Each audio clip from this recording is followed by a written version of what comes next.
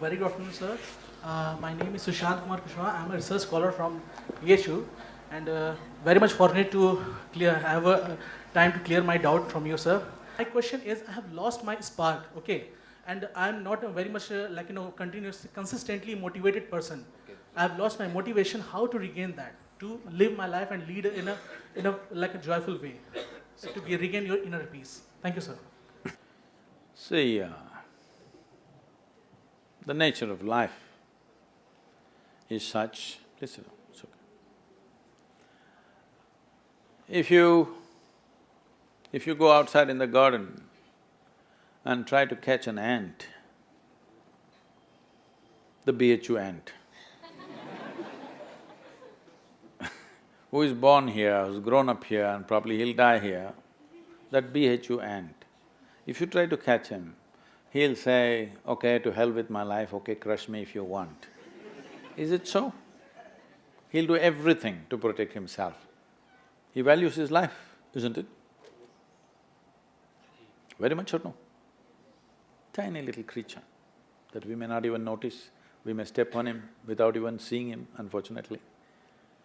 But he values his life immensely. Does he or no? He's got spark.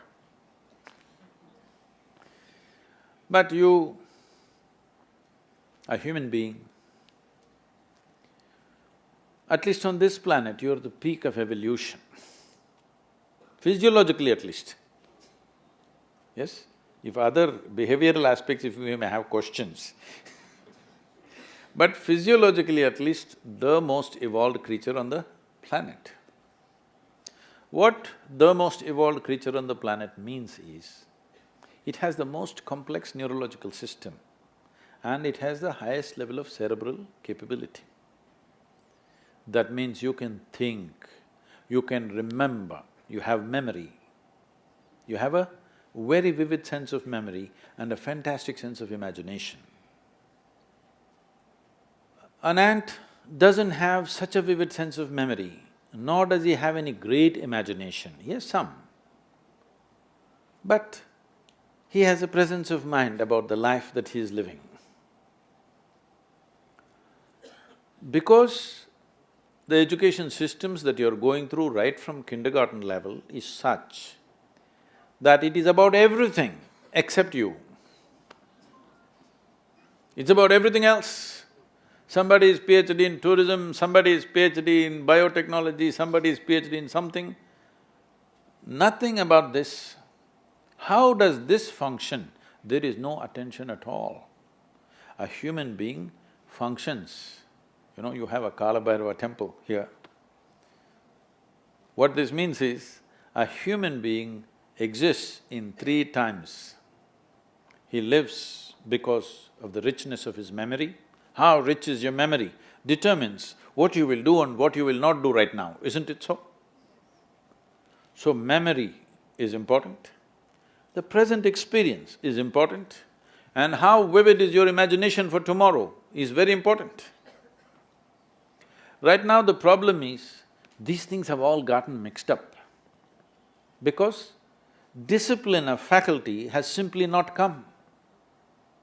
Nothing has been taught to our children that there needs to be… Discipline means people think English kind of discipline, walking like this like idiots. Discipline of faculty is not there. Because of this, your own mind turns against you.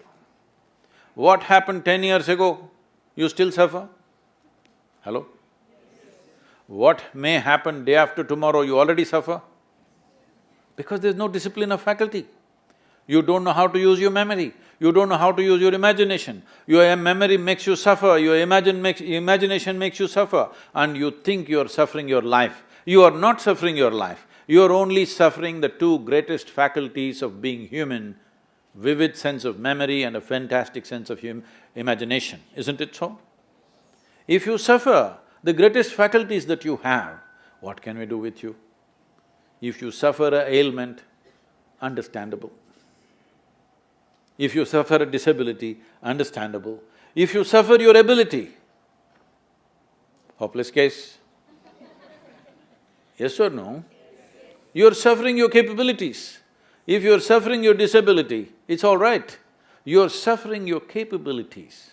I must tell you this, about 4, 5 months ago, I think, you might have seen it on the news, a young lady, 34-year-old lady, who was a television anchor in Hyderabad, jumped off the 5th-floor window, killed herself, left a note, "Nobody is responsible for my death, my brain is my enemy." How many million years it took to get this brain to this size, and now it becomes your enemy?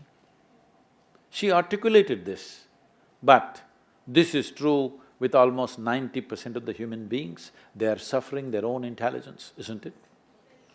If you take away half their brain,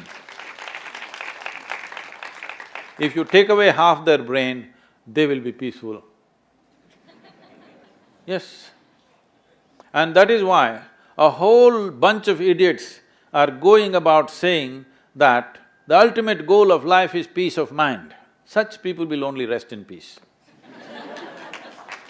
Now you, young man, university life, if somebody is not keying you up all the time, it could become too easy, you know.